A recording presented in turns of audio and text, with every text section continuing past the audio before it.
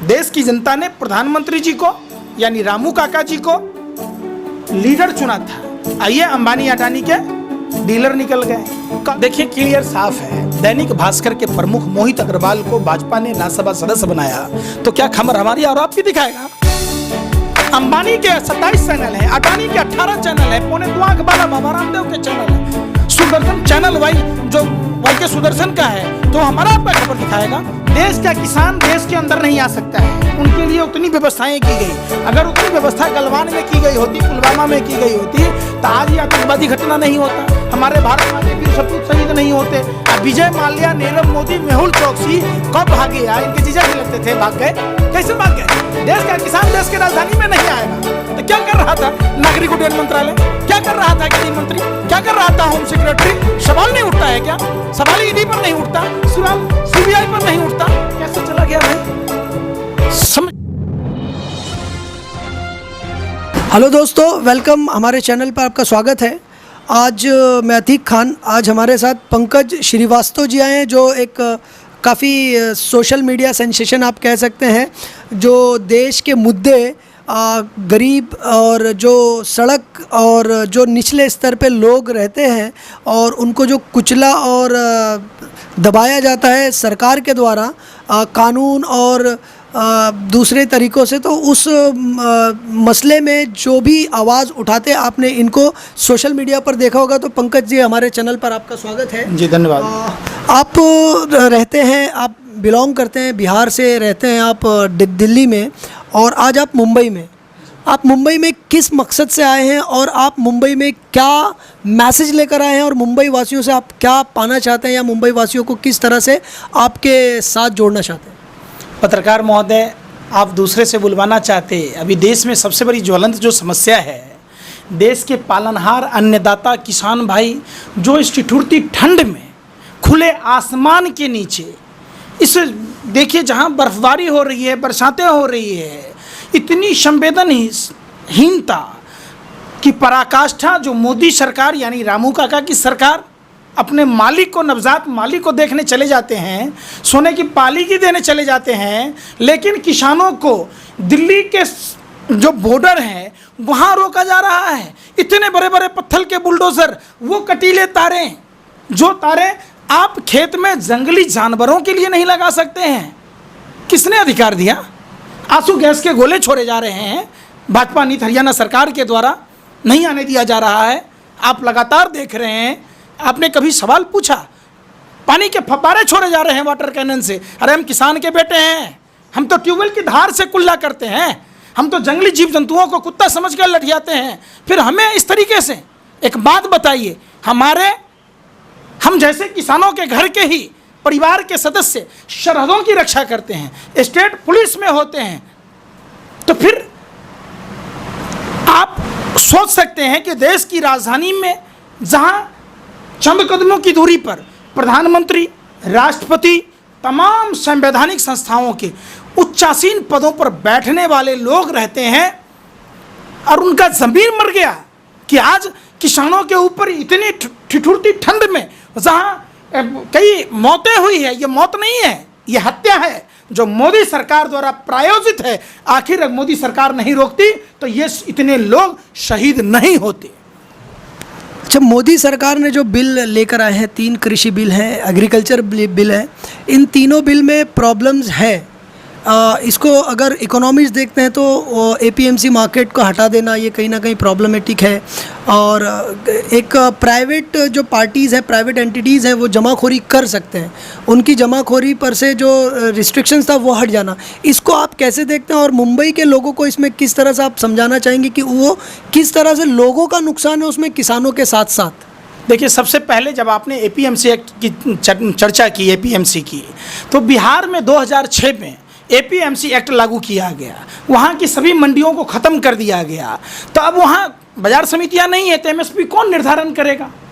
और जो एमएसपी है 23 खाद्य सामग्रियों पर, आप मक्का को ले लीजिए, जो मक्का बिहार में 900 से 1000 रुपये नहीं बिक पा रहा है, कानिया के पतंजलि स्टोर में 2.25 आंख वाला बाबा रामदेव के यहाँ 44 रुपये किलो बिकता है। आप समझिए, क्यों नहीं अनाजों पर जैसे आपने पोटैटो चिप्स देखा होगा, लेस वगैरह 10 रुपये में तब भी बिकता था और आज भी बिकता है। जब आलू 50 रुपये किलो होता है तब भी बिकता है और 2 रुपये किलो होता है तब भी बिकता है। तो देश के किसानों के अनाज पर MRP क्यों नहीं लागू किया जाता है? आप समझिए, एक बहुत बड़ा इसको संयोग, षड्यंत्र, साजिश और प्रयोग जो प्रधानमंत्री जी लगातार करते रहे हैं, देश में ये लगातार करते रहे हैं, जो उनकी भाषा है। आप देखिए, जैसे प्रधानमंत्री जी कहते हैं, भाइयों बहनों मित्रों, 60 महीना हम सत्ता के सिंहासन पर आरूढ़ होने के लिए नहीं, मैं चौकीदार बनने के लिए मांग रहा हूँ। रामू काका सही ना बोल रहे हैं? ये तो चौकीदार बनने के लिए मांग रहे, मालिक तो अंबानी और अडानी हैं। एक बात बताइए, नौलथा में जो ज़मीन गौतम अडानी को दी गई 100 एकड़ के आसपास, पूरे देश में कई जगहों पर दी गई है। FCI का अडानी के गौतम एग्रो लिमिटेड से जो कॉन्ट्रैक्ट हुआ है, आप उसमें 2 किलो रखिएगा फिर भी उतना ही का चार्ज देना होगा, 200 किलो रखिएगा उतना ही चार्ज देना होगा। तो FCI से जो था सरकारी नियंत्रण, उसको ख़त्म कर दिया गया। तो ये जानबूझकर अपने गुरु MS Golwalkar, royal secret service के द्वितीय गुरु हैं MS गोवलकर, उनकी किताब है वी आर आवर नेशनहुड। तो गोवलकर जी कहते हैं 95% लोगों को गरीब बनाना और 5% लोगों के हाथ में सत्ता का केंद्रीकरण देना। प्रधानमंत्री जी ठीक वही काम करते हैं। देश की जनता ने प्रधानमंत्री जी को यानी रामू काका जी को लीडर चुना था। आइए, अंबानी अडानी के डीलर निकल गए। जो कहता था माँ गंगा का लाल, वो निकला अंबानी अडानी का दलाल। अब देखिए कहाँ से शुरू होता है। जानबूझकर रेलवे को डुबाया जा रहा है। आप स्लीपर में 3-6 सीट होता है ना आमने सामने, और 2 होता है साइड में। सेम कंडीशन 3rd AC राजधानी में होता है, जहाँ 2500 रुपये लिए जाते हैं। माने पब्लिक से लूटा जा रहा है, भारत की जनता से। जो भारत की जीवन रेखा रेलवे कही जा रही है, उस रेल को भी डुबाया जा रहा है। राजधानी में सेम किराया है तो बंद कर दिया गया कि राजधानी के चार्ज लगे, फ्लेक्सिबल रेट कर दिया। जो लालू यादव जी टिकट में दाम 1 रुपया कम किया, रेलवे हजारों करोड़ के प्रॉफिट में था, कर्मचारियों को बोनस दिया, 80,000 कुलियों को एक ही कलम से सरकारी नौकरी मिल गई। उस रेल में जब स्लीपर सब बंद कर दिया गया, नया वैकेंसियाँ बंद कर दी गई, सफाई कर्मचारियों के नाम पर जो दलित समुदाय के लोग थे, हमारे जो दलित भाइयों वाल्मीकि समाज के लोग हॉस्पिटल में, रेलवे में, MCD में जाते थे, सब नौकरी पर पाबंदी लगा दी। कहाँ गया वो प्रधानमंत्री जी का नारा? हर सांसद 5 गांव आदर्श हर साल बनाएगा, 2 करोड़ युवाओं को रोजगार दी जाएगी। 12 करोड़ को रोजगार देना था, 14 करोड़ को बेरोजगार बना दिया। 35 से 40 करोड़ लोग जो दैनिक मजदूर थे, उनके पास भुखमरी की समस्या हो गई। माँ बहनों की इज्जत आबरू बचाने की बात कह रहे थे, निर्भया कांड के बात कह रहे थे। बहुत हुआ नारियों पर अत्याचार। अब की बार भाजपा सरकार बेटी बचाओ बेटी पढ़ाओ। आप रामराज में देख लीजिए, बहन मनीषा का इंसाफ अभी तक क्लियर नहीं हो पाया। जहां 18 दिन तक पुलिस FIR दर्ज नहीं की थी, जहां कुलदीप सेंगर जैसे, चिन्मयानंद जैसे लोगों को बचाने में सरकार लगी रही, वहां बदायूं में दूसरी घटना हो गई। उनके गुप्तांग में लोहे के रॉड डाले गए, उनके फेफड़े फाड़ दिए गए, उनकी पसलियां तोड़ दी गई, उनके पैर के हड्डियां तोड़ दी गई। क्या यही राम राज्य है? ये वही लोग हैं, भगवाधारी गुंडे हैं, जो हिंदू धर्म को बदनाम कर रहे हैं। भगवा वस्त्र पहनकर जिस तरीके से कालनेमी राक्षस ने प्रभु श्री राम का नाम लेकर संजीवनी बूटी लाने से रोका था, ये वही भगवाधारी गुंडे RSS और भाजपा के देश के सबसे बड़े असुर प्रवृत्ति के लोग हैं। ढोंगी अपराधनाथ के राज में आज महिलाएं, बेटियां, माँ बहनें सुरक्षित नहीं हैं।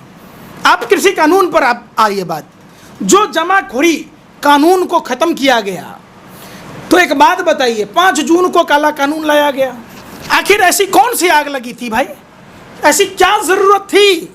जब कोरोना आपदा में पूरा देश प्रभावित था, लोग घर से बाहर नहीं निकल सकते, प्रधानमंत्री जी को चोर की तरह चुपचाप ऑर्डिनेंस लाकर यह कानून पास कराने की जरूरत क्या थी? जो भाजपा कोरोना आपदा के समय ताली थाली बजवाती है, ढोल नगारे बजवाती है, जो भाजपा दिया टॉर्च मोमबत्ती भाजपा 40 साल पूरे होने पर जलवाती है, जो भाजपा अपने सदस्यता अभियान में नंबर जारी करती है टोल फ्री, जो भाजपा CA NRC में नंबर जारी करती है, जो आसमान से फूल बरसवाती है, तो क्या उस भाजपा को संवाद के जरिए लोकसभा में तमाम विपक्षी दल के नेताओं के साथ या देश में जनसंवाद कर ये नहीं काल लागू करना चाहिए। मतलब मनसा साफ है, दाल में काला नहीं है, ये पूरी दाल काली है। जमाखोरी से प्रतिबंध हटाना ये सिर्फ किसानों का मामला नहीं है, हम जैसे आप जैसे उपभोक्ताओं के ऊपर भी असर डालेगा। जब वो खाद्यान्न, आप जो पानी, आप देखिए धरती का पानी है, ये क्या है, प्राकृतिक चीज़ है। तो जब इसको मल्टीनेशनल कंपनियां अपने हाथ में लेती है तो 10 रुपये लीटर से लेकर 500 रुपये लीटर तक पानी बिकता है। आप बाबा रामदेव का देखे होंगे, पूरे हिंदुस्तान में इतनी गाय नहीं है जितनी इनकी घी बिक रही है। कहाँ से आता है भैया घी? बाबा रामदेव का लाल चंदन दिल्ली एयरपोर्ट पर पकड़ा गया था 50 टन।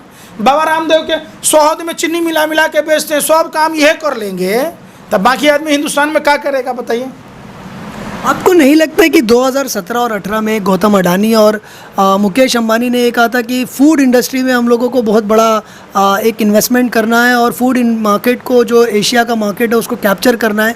कहीं ना कहीं ये जो बिल आनंद फानन में पास किया गया, क्या ये बिल उसी का एक आउटपुट है? तो मैंने आपको क्या कहा, रॉयल सीक्रेट सर्विस वालों के जो द्वितीय गुरु थे MS गोवलकर, उन्होंने अपने किताब में लिखा है ना भाई, आप पढ़ लीजिए ना, वी आर आवर नेशनहुड। उसमें 95% लोगों को गरीब बनाना। MS गोवलकर का कहना था ये हिटलर और मुसोलिनी के मानने वाले लोग थे, ये वहाँ जाते थे फांसीवाद के पास। अगर हिटलर की अंत्येष्टि सही से की गई होती तो ये जुठलर हिंदुस्तान में पैदा नहीं लेता। ये उसी गुजरात का नाम बदनाम कर रहा है जहाँ से राष्ट्रपिता महात्मा गांधी आते हैं। 103 साल पहले बिहार में कॉन्ट्रैक्ट फार्मिंग के विरोध में सत्याग्रह हुआ था, गोरे अंग्रेजों को 7 समुंदर पार भागना पड़ा था। राष्ट्रपिता महात्मा गांधी बैरिस्टर की नौकरी छोड़कर किसानों के साथ थे। वो वही गुजरात है जहां से सरदार पटेल, जिन्होंने RSS पर देश के लिए खतरा बताया, उन पर बैन लगाया, इन लोगों ने क्या सलूक किया? उनके मरने के बाद भी उनके विचारों के खिलाफ सरदार पटेल का कहना था कि हमारा देश उत्पादक हो, हमारा देश स्वदेशी निर्मित की बात कर रहे थे। उनके मरने के बाद चाइना से उनकी प्रतिमा बनाकर उनके मरने के बाद भी उनका अपमान भाजपा RSS के लोगों ने किया। इसके लिए देश कभी माफ नहीं करेगा। सरदार पटेल ने गुजरात के बरडोली से सत्याग्रह किया था। पत्रकार महोदय, कम से कम इसकी शर्म तो रखा होता रंगा बिरला प्रॉपर्टी डीलर ने। और देश में एक माहौल क्रिएट किया जा रहा है। देश के दलाल मीडिया के भरवे पत्रकारों के द्वारा आवारा कुत्तों की तरह पहले के राजा महाराजा जिस तरीके से भान रखते थे अपनी प्रचार में, आज देश के दलाल मीडिया के पत्रकार पालघर की घटना पर इटली पहुंच जाता है। कनाडा का मंत्री क्यों आया, इस पर अर्नब गोस्वामी जैसे 2 कौड़ी का लुच्चा लफंगा महाबोहियात आवारा कुत्ते की तरह भौंकने वाला अर्नब गोस्वामी उस पर डिबेट चलाता है। एक बात बताइए, पिज्जा कहाँ से आया, कंबल कहाँ से आया, टेंट कहाँ से आया, ये इनको पता लग जाता है। इनको ये पता नहीं लगता है कि कितने किसानों की मौत हुई, कितने नोटबंदी में लोग मरे, कितने GST के कारण लोग प्रभावित हुए, कितने भुखमरी से देश में ही हुई, कितने लोगों के पास खाने की समस्याएं हैं, कुपोषण के शिकार हैं। इनको यह नहीं पता चला कि अनप्लान्ड लॉकडाउन में, एक बात समझिए कि लोग, पहली बार हुआ कि मोदी जी की शासन में बैटरी वाली कार हवा में उड़ेगी। लोगों को क्या पता था भाई कि बैलगाड़ी भी छिन जाएगा, हम बैल बन के चलेंगे। जो प्रधानमंत्री जी कहते थे, नहीं थकते थे कि हवाई चप्पल वाला हवाई यात्राएं करेगा। आपने एयर इंडिया बेच दिया, एयरपोर्ट बेच दिया, हवाई चप्पल छीन ली। लोग नंगे पांव 55 डिग्री से 60 डिग्री टेम्परेचर में गर्मी के महीने में घर तक पहुंचने को मजबूर थे, ट्रॉली खींच के। लोग माताएं बहनें सड़कों पर बच्चों को जन्म दे रही थी। इस प्रधानमंत्री को शर्म ही नहीं आया। और देश के जो आवारा कुत्ते ये भरवे पत्रकार हैं, किसी को आप देखिए, अंजना ओम कश्यप के पति को CEO बनना रहता है, रजत शर्मा को पद्म सम्मान लेना रहता है? हम महाराष्ट्र की सरजमीन पर हैं। आप महाराष्ट्र की सरजमीन पर बहुत ही दिनों से किसान जो है वो आत्महत्या करते हैं और मुंबई के अंदर रह रहे पल रहे जो बड़े मीडिया चैनल्स हैं, मेन स्ट्रीम मीडिया है, वो इनको दिखाती भी है। लेकिन आज जब किसान सड़क पर उतरा है और मुंबई महाराष्ट्र के किसानों की बारी आई है उनके लिए सम्मान और इज़्ज़त मांगने की, उनका हक मांगने की, तो ये पत्रकार अपनी जगह पर जो काम करना वो नहीं करके आज खामोश बैठे हैं। उन पत्रकारों के लिए आप एक मैसेज हमारे ज़रिए से क्या देना चाहेंगे? देखिए, क्लियर साफ है। दैनिक भास्कर के प्रमुख मोहित अग्रवाल को भाजपा ने राज्यसभा सदस्य बनाया तो क्या खबर हमारी और आपकी दिखाएगा? अंबानी के 27 चैनल हैं, अडानी के 18 चैनल हैं, 2.25 आंख वाला बाबा रामदेव के चैनल है, सुदर्शन चैनल वाई के सुदर्शन का है, तो हमारा आपका खबर दिखाएगा जिसने भारत में डकैती डाला बैंकों में। अब जानते हैं उसका नाम क्या है? नहीं जानते। भाजपा का राज्यसभा सदस्य सुभाष चंद्रा, जिसके कारण यस बैंक डूब गई। तो फिर भारतीय लुटेरा जो 35,000 करोड़ रुपया लेके फुर हो गया है, बताइए।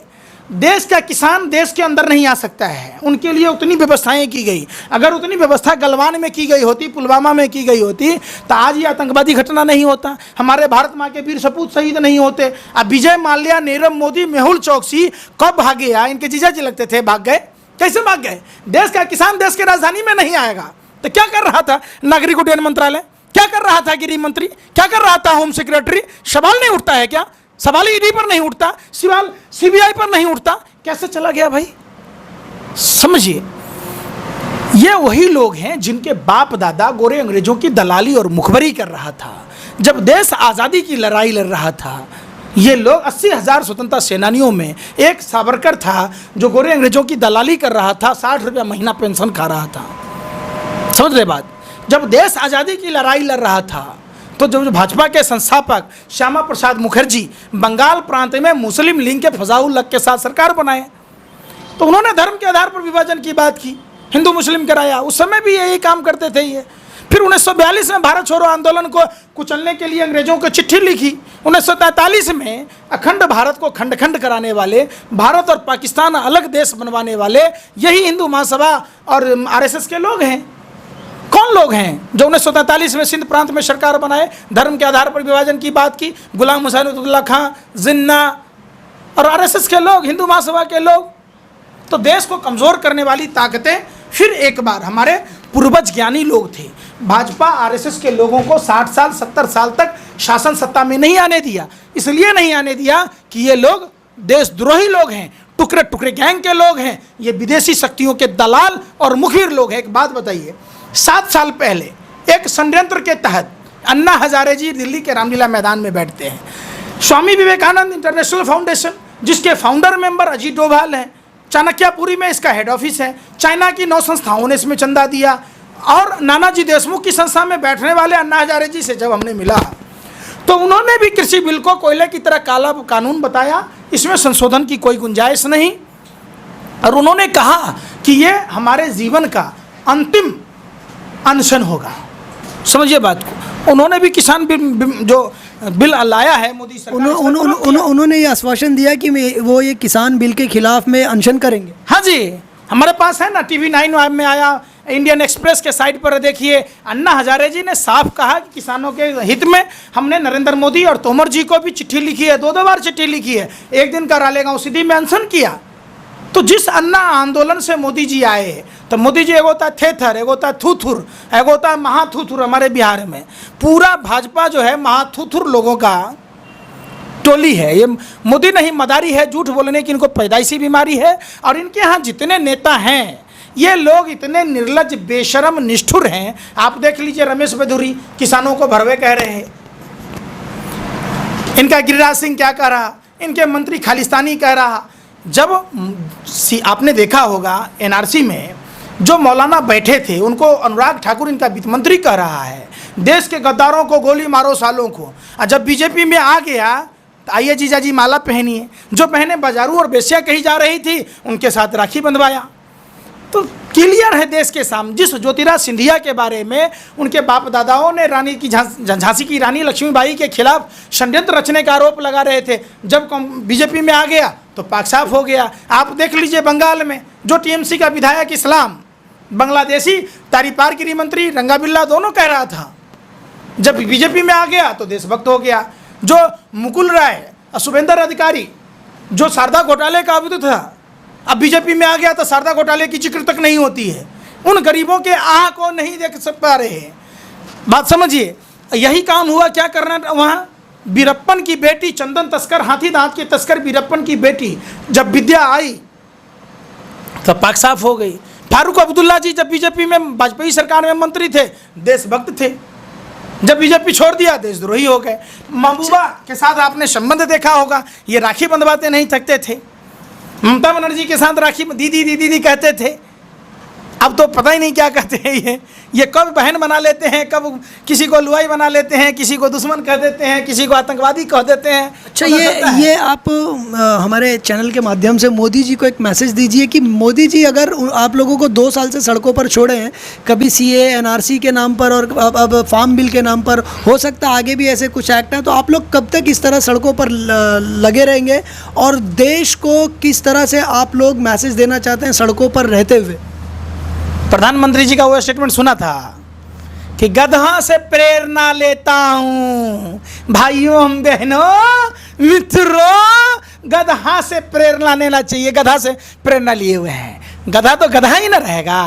पूरे देश की GDP अर्थव्यवस्था, तिजोरी खाली हो गई, पूरे देश घूम आया, तो जिसका गधा उसी का नाम, गधा तो गधा ही रहा ना। पूरी देश की ताकत झोंक दी गई। और इनके पापा कहते रामू काका कि गधा से प्रेरणा लीजिए। इनके अंधभक्त गधे के लीद को यानी गोबर को गरम मसाला समझ के खाते भी हैं और बेचते भी हैं। ये गोबर को च्यवनप्राश समझ के चाटते हैं और गौमूत्र को। तो इनके पास दिमाग नहीं है। मंदोदरी ने रामायण में साफ कहा कि जो लोग राजा के अहंकार और मूर्ख होने का फल प्रजा को भोगना पड़ता है। लंका की क्या स्थिति हुई देखा ना आपने। उसके बाद महर्षि वशिष्ठ ने कहा कि रंडवा तो रंडवा ही होता है, जो निसंतान होगा वो लोक कल्याण की बातें नहीं करेगा। प्रधानमंत्री जी कहते हैं न घर बसा हमारा, न घर बसने देंगे तुम्हारा। आगे नाथ न पीछे पगहा, बगैर लगाम का कूदे गधा। काम क्या है इनका? इनके पास बीवी न बच्चा, नींद पड़े अच्छा, आराम से अपना खाते हैं मशरूम की सब्जी, 10 लाख का सूट, 5 लाख का बूट, 1.5 लाख की घड़ी, 1.5 लाख का चश्मा। इनको पता ही नहीं चलता। इनके बच्चे होते, उनके फीस भरने होते, बीवी के लिए कभी सिंदूर लेना होता, जसोदा बेन जी के लिए बिंदी लेना होता। जिसकी मांग में सिंदूर भरा उसकी मांग नहीं पूरी कर पाया। जिसके साथ अग्नि के फेरे लिए, हिंदू धर्म में 16वां संस्कार होता है शादी, 7 बार फेरे लिए जाते हैं, 7 कसमें खाई जाती है, 7 जन्म जीने मरने की कसम खाई जाती है। जो आदमी एक जन्म साथ नहीं निभा पाया तो आपको क्या लगता है भरी जवानी घूट घूट कर मरती रही। प्रधानमंत्री जी कहते हैं 40 साल हमने भीख मांगी, हम खेल खेल में ही पड़ गए। तो इंटायर पॉलिटिकल साइंस कहाँ से कर लिए?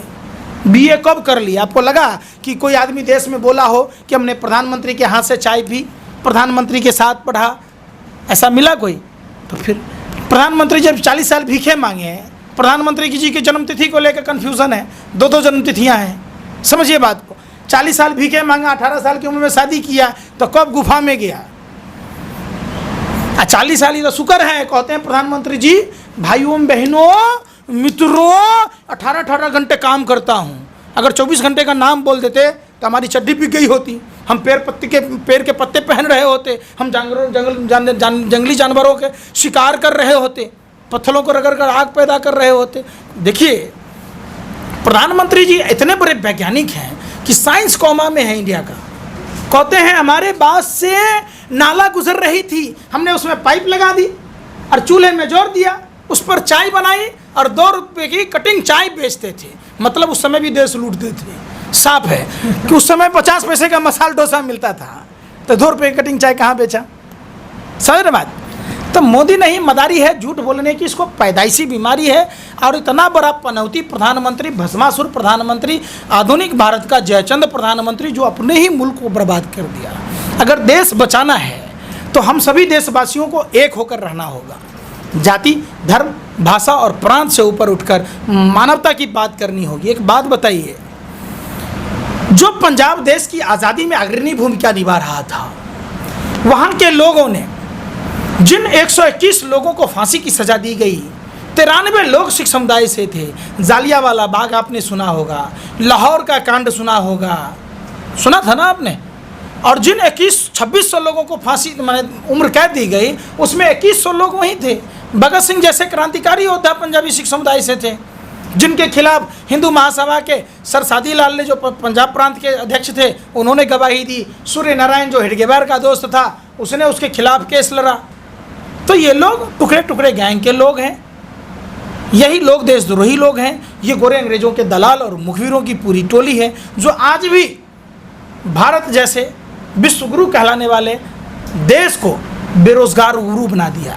जो $5 ट्रिलियन की बात कर रहा था, वो माइनस में पहुंचा दिया। मोदी जी के शासन में पिस गया पूरा देश, अब विकास चला गया बांग्लादेश। हालात तो आप देख रहे हैं ना। एक बात बताइए, 31 दिसंबर को WHO ने कहा तो क्यों दिल्ली में चुनाव कराए गए? क्यों ट्रंप की गुलामी की गई? क्यों व्यापम घोटाला वाले आटा चोर कंस मामा की सरकार बनाने में सरकार मशगूल थी? 23 मार्च तक, और 24 मार्च को अनप्लान्ड लॉकडाउन लगा दिया गया। कोरोना क्या कहता है कि आप बिहार में चुनाव कराइए, हम नहीं जाएंगे? कोरोना क्या कहता है हैदराबाद में नगर निगम चुनाव में आप जाइए, हम नहीं कुछ कहेंगे आपको? क्या कहता है कोरोना कि बंगाल में आप चुनाव प्रचार कीजिए, हम नहीं जाएंगे? क्या कहता है कोरोना कि 11 नवंबर को आप दिल्ली भाजपा के मुख्यालय में सेलिब्रेशन मनाइए, हम वहाँ नहीं जाएंगे?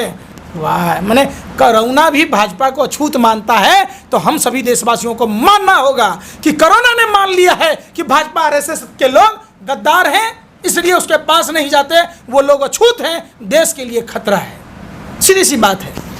ये थे हमारे साथ पंकज श्रीवास्तव जी, जो बता रहे थे कि भाजपा और RSS किस तरह से गरीब और कुचले लोगों को दबाने की कोशिश कर रही है। उसमें धर्म का एंगल और टेररिज्म और नेशनलिज्म का एंगल डालकर किस तरह से गरीबों को और गरीब और किस तरह से अंबानी अडानी और इनके जैसे तमाम अमीरों को अमीर बनाने की साजिश में लगी हुई है। किस तरह से ये अमीरों की गुलामी कर रही है भाजपा।